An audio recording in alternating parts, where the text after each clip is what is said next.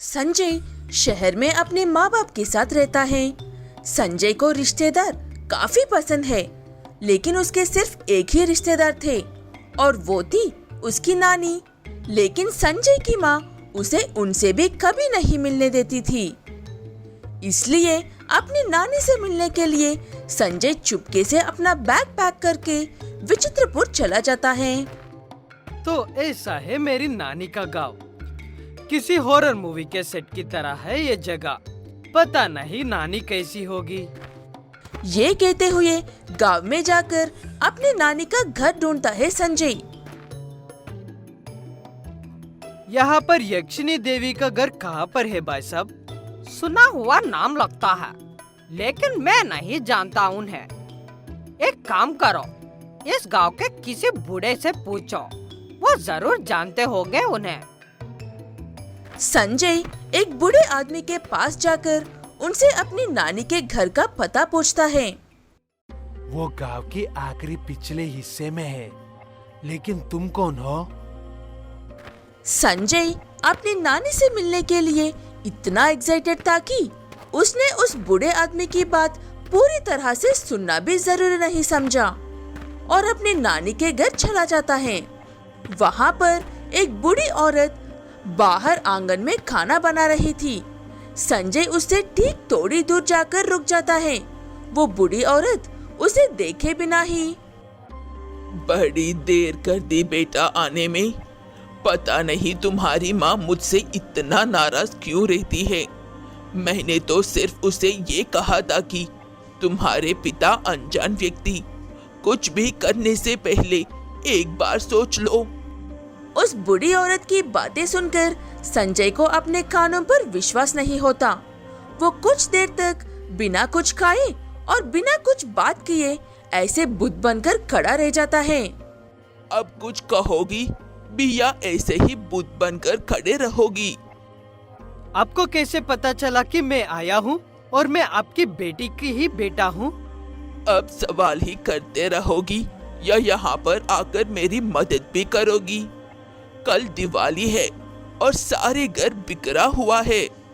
संजय अपने सारे सवाल छोड़कर अपनी नानी की मदद करने लगता है और रात को दोनों साथ मिलकर खाना खाकर सो जाते हैं। अगले दिन सुबह संजय कुछ सामान खरीदने के लिए गांव में जाता है। वहाँ पर सब उसे ऐसे देखते हैं कि जैसे कि वो कोई भूत हो। उन्हें ऐसे देखकर संजय भी परेशान हो रहा था। तभी कल जिसने संजय को रास्ता बताया था वो बूढ़ा आदमी उसके पास आता है। वो तुम्हारी जो भी लगती थी, उसे मरे हुए 23 साल हो रहे हैं। यक्षिणी एक बहुत बुरी जादूगरनी थी, इसीलिए गांव वालों ने उसे मारकर उसकी आत्मा को उसी के घर में कैदी कर दिया था। जादू वादू जैसा कोई चीज नहीं होती। तुम लोग कितने घटिया लोग थे। ये कहते हुए बड़े गुस्से में घर चला जाता है और उसी गुस्से में सारी बात अपनी नानी से कहता है। तब नानी हल्के से मुस्कुराकर, वो बुढ़ा पागल हो गया है बेटा, उसकी बातों पर ध्यान देने की जरूरत नहीं है। पता नहीं तुम अपने लिए पटाखे लाए हो या नहीं। मैंने कुछ पटाखे उस मटके में रखे हैं, जाकर ले लो। ठीक है कहकर जाकर उस मटके का ढक्कन उठाते ही नानी वहां से अचानक से गायब हो जाती है।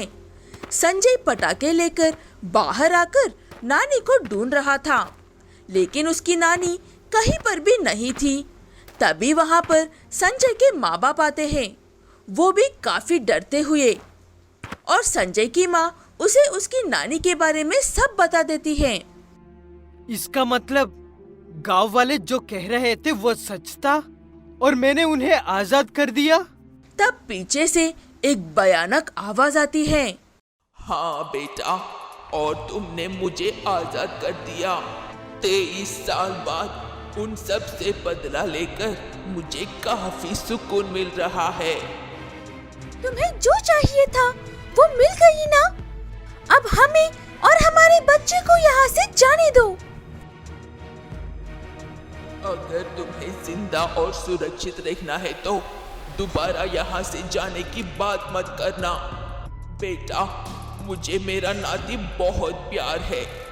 गांव वालों को तो उनकी गलती की सजा मैं हर रोज देती रहूंगी। चलो सब मिलकर दिवाली मनाते हैं चुड़ैल नानी के साथ। हा हा हा हा। ऐसे अपनी नानी से मिलने की चाह में संजय और उसके माँ बाप विचित्रपुर में अपनी चुड़ैल नानी के घर में हमेशा के लिए फंस जाते हैं। अब ऊपर वाला ही उनकी मदद कर सकता है।